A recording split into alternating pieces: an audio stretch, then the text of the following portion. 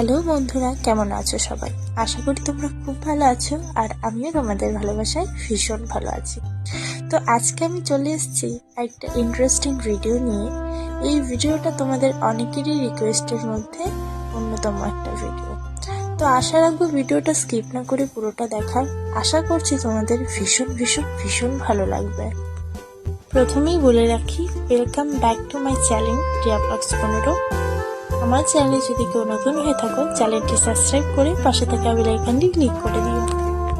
আর হ্যাঁ, ভিডিওটা যদি ভালো লাগে অবশ্যই একটা লাইক করে দিও, আর কমেন্টে জানাতে ভুলো না ভিডিওটা কেমন লাগলো আর তোমাদের কি টাইপের ভিডিও চাই। অবশ্যই আমাকে বলো, আমি চেষ্টা করব গাইডলাইন মেনটেন করে তোমাদের মনের মতন ভিডিও দেওয়ার। আজকে ভিডিওতে তোমাদের সববার করা কমেন্টের মধ্যে অন্যতম যে কমেন্টটা, সেই কমেন্টের অ্যান্সার দেবো। ঠিক অ্যান্সার বলবো না, আমি আমার ব্যক্তিগত মতামতটাই তোমাদের সাথে শেয়ার করব।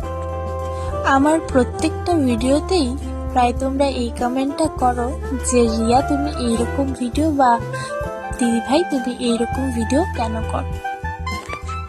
তো দেখো ভাই, আমি যখন ভিডিওটা নতুন নতুন স্টার্ট করি তখন কিন্তু আমি এইরকম কোনো ভিডিও করতাম না, ঠিক আছে। তারপর যখন আস্তে আস্তে ভিডিওর ব্যাপারে বুঝতে শিখলাম, জানতে শিখলাম, তখন দেখলাম পাবলিক এই ভিডিওগুলোতেই বেশি ভালোবাসা দিচ্ছে।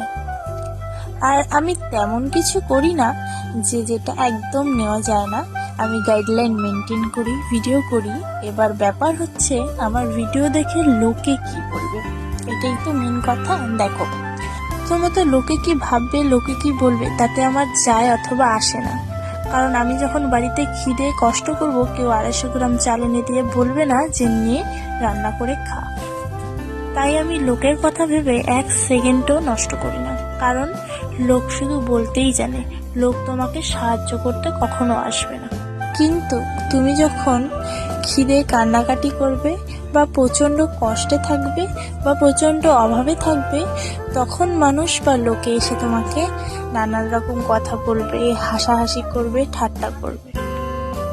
কিন্তু ঠিক যখন তার উল্টোটা হবে, তুমি যখন জীবনে সাকসেস পাবে, যখন তুমি জীবনে হ্যাপি থাকতে শিখবে, যখন তুমি ভালো খেতে পাবে, যখন তুমি ভালোভাবে ঘুরতে পাবে, যখন তোমার চোখের জলটা বন্ধ হয়ে যাবে, ঠিক তখনই মানুষ এসে সমালোচনা শুরু করবে। আবার কিছু শ্রেণীর মানুষ এমন আছে, যখন তোমার দিনগুলো খুব দুঃখে বা কষ্টে কেটেছে তখন তাদের পাত্তা ছিল না। যখন তুমি ভালো খাবে, ভালো চলবে, তখন হুট করেই ওদের উদয় হবে যে এত ভালোবাসা দেখাবে যে তোমার মা বাবাও মনে হয় তোমাকে এতটা ভালোবাসতে পারেনি কখনো। এগুলোকে বলে আগলা পীড়িত। এই শ্রেণীর মানুষের থেকে দূরে থাকতে হবে। আসলে মানুষের মতন স্বার্থপর আর বেঈমান পৃথিবীতে আর কেউ নেই। আমি এমনও মানুষ দেখেছি যে প্রয়োজনের ব্যবহার করে মানুষকে। ধরো তোমার জীবনে হঠাৎ করে কোনো বন্ধু বা রিলেটিভ কেউ উদয় হলো, কোনোদিন এত খাতির বা ভালোবাসা দেখায়নি, হঠাৎ করে তোমার প্রতি খুব খাতির, ভালোবাসা, কেয়ার দেখাচ্ছে, তখনই তোমাকে বুঝে নিতে হবে যে নিশ্চয়ই তোমার থেকে তার কিছু প্রয়োজন আছে। কারণ এখনকার জেনারেশনে স্বার্থ ছাড়া কেউ কাউকে সময়, কেয়ার, ভালোবাসা দেয় না। এটা আমি আমার জীবন দিয়ে উপলব্ধি করে বলছি।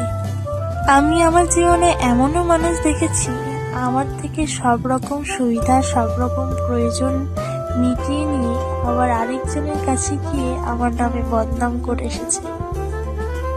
তবে হাসির বিষয় হলো এটা যে আমি সবটাই জানি। আমি চাইলে তাকে ইচ্ছা মতন অপমানও করতে পারি, কিন্তু সেই শিক্ষাটা আমি পাইনি। মানুষ টাকার জন্য যে এইভাবে অ্যাক্টিং করতে পারে, সেটা আমি তাকে না দেখলে কোনোদিন বুঝতেই পারতাম না।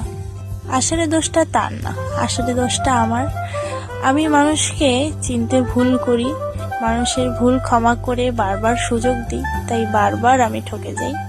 তো এই ভুলগুলোই আর 2025-এ আমি করতে চাই না। জীবনটা ভীষণ ব্যস্ত করে ফেলতে চাই 2025-এ, যাতে আমি কষ্ট পাওয়ার সুযোগই না পাই। এবং আমার জীবনে আসা ভুল মানুষগুলো, যাদের জন্য আমার জীবনটা নষ্ট হয়ে গেছে, তাদের থেকে দূরে থাকতে চাই। জীবনটা অনেক অনেক অনেক অনেক আনন্দ করে কাটাতে চাই। এটাই আমার 2025-এর প্রতিজ্ঞা।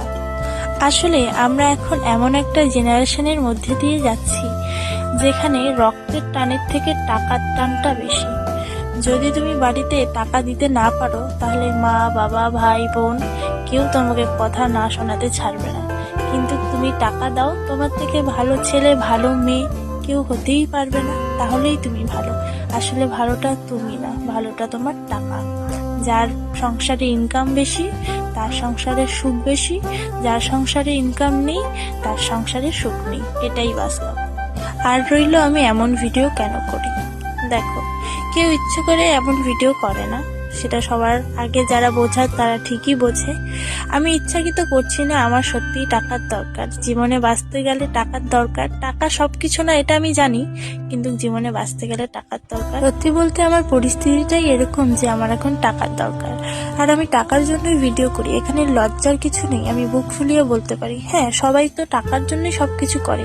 টাকার জন্য যদি মানুষ কাজ করতে পারে, আমি টাকার জন্য ভিডিও করছি, এটাও তো একটা কাজ। সবাই কি সব জায়গায় যেতে পারে? আমার থেকে খারাপ ভিডিও অনেক আছে, কিন্তু আমার জায়গায় কজন আছে, এটাই বড় কথা।